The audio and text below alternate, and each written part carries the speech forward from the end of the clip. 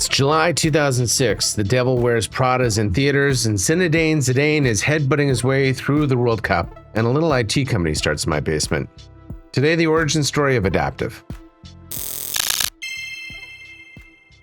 In 2003, a guy named Stefan Newberg hires me to work as a technician for our company that will remain nameless for the time being. Stefan's the service manager in this tiny organization.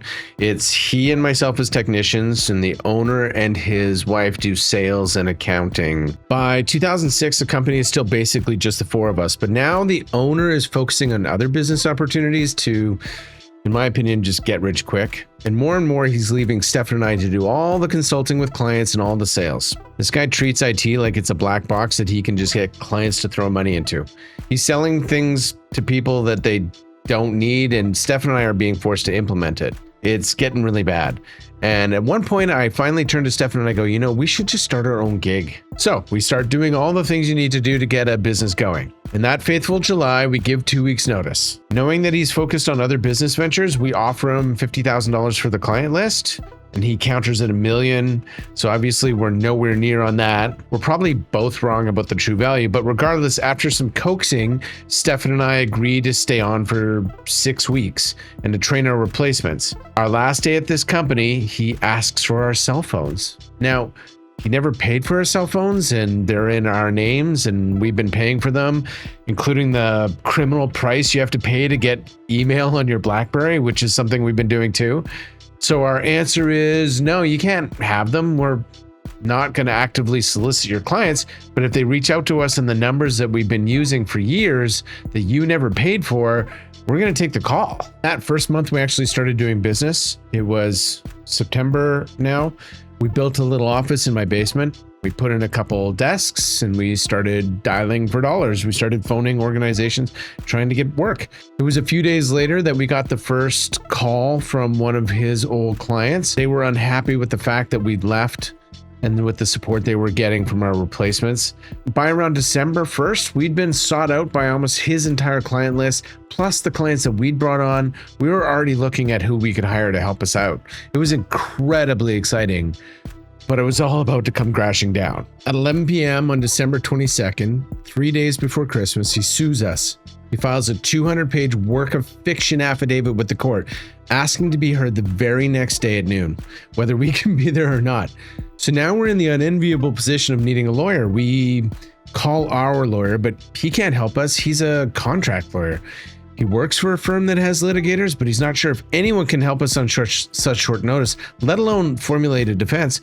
He manages to find somebody in the firm who can be at the hearing, but that lawyer isn't even going to have time to read the affidavit. So our response is really, Your Honor, we haven't even read this thing. We just need some time. The judge gives us 30 days. In that time, we spent every available minute with one of the partners at the firm who, to be fair, when we start all this, has no idea who we are or whether we did any of the things alleged in the suit.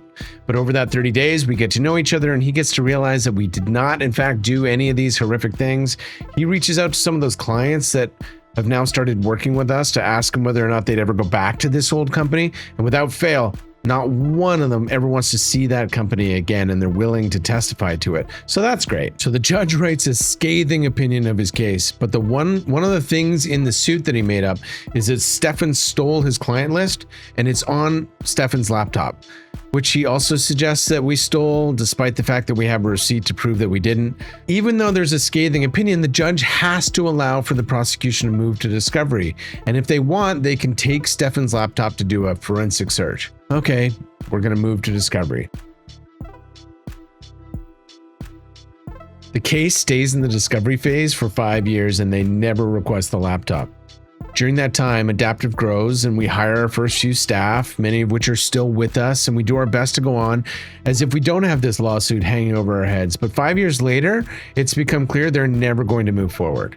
But here's the cool thing about our legal system. If you just leave a case like that, the other side can move for what's called summary judgment, where the original judge takes what information they had at the last ruling and just summarily makes a judgment from there. And if this happens, it's going to be really bad for him, because that scathing opinion shows that the judge is going to move for him to cover our costs as well as possibly pay damages. Now, we were tired of this suit being over our heads, so I phoned him and I asked for a meeting. He agreed, and he said he wanted to meet at Red Robin. I show up on time, and he shows up 15 minutes late, talking on his cell phone, proceeds to sit across from me and continue his conversation for another 10 minutes. He never looks at me once, and when he finally gets off the phone, he just looks up and goes, "What do you want?" He's giving me this like super intimidating look he used to give me when he was my boss, but now I've got 5 years under my belt, and our company is larger than his was when we left, so I just reply, "Hey, I'm willing to give you $1 to close this suit, or tomorrow I'm going to move for summary judgment, and I'm going to ask for you to pay all of our legal expenses and damages." Now, I don't think I've ever had anyone stare at me as intensely or as long as that gentleman did, and certainly not with as much seething anger as he did, but suffice it to say, after about a minute of staring at me, he finally agreed, and I gave him $1, and our lawyers settled the suit. So that's the first 5 years of Adaptive. We start it, we get some clients, we get sued. Here's the really interesting part. All of that legal defense, when it was all said and done, ended up costing us exactly $50,010. We'd offered him $50K at the start for the client list. We had the client list. Ultimately, it just cost us $10 more. So that's the origin story of Adaptive. See you soon.